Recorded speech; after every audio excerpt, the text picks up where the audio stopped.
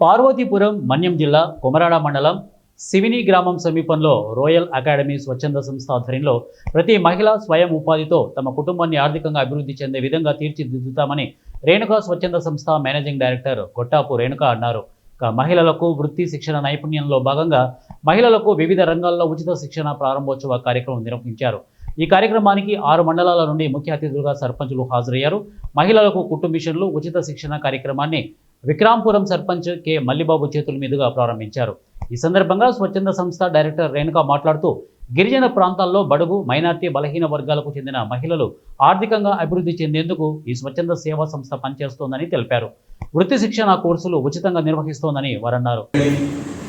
ఎక్కడో మారుమూల ప్రాంతంలో ఎక్కడో కుగ్రామంలో పుట్టి మహిళల కోసము, అదేవిధంగా నిరుద్యోగుల కోసము, అదేవిధంగా చదువుకున్న వ్యక్తులు తదుపరి ఏం చేయాలనే ఆలోచనలో పడితే ఏం చదువుకున్న దిక్కుతోన్న పరిస్థితులు మన ప్రాంతంలో ఉంది. ఎక్కడో విజయవాడో, విశాఖపట్నమో, గుడివాడో ఎక్కడో ఏదో మనము లక్షలాది రూపాయలు డబ్బులు పట్టుకొని కోటింగ్కి వెళ్ళి ఆ డబ్బులు న్యాయం చేయ ఉద్దేశంతో విపరీతమైన కాంపిటీషన్స్ పెట్టి చాలా భయం వేసింది. ఇక్కడికి వచ్చాక ఎడ్యుకేషన్ ఫీల్డ్ గురించి చాలా బాగా తెలుసుకున్నాను. చాలా అంటే చాలా బాగా చెప్పారు. ఎక్కడో నుంచి బుక్స్ తెచ్చి ప్రిపేర్ చేసి అందులో ఇంపార్టెంట్ బిట్స్ కూడా ప్రిపేర్ చేసి మా కోసం నైట్ టైం కష్టపడి తెచ్చి మరి చదివించారు. చాలా బాగా దానికి ఫలితంగా మేము చాలా బాగా చదివాము. చాలా బాగా చదివి కూడా చాలా బాగా ర్యాంకులు తెచ్చుకున్నాము.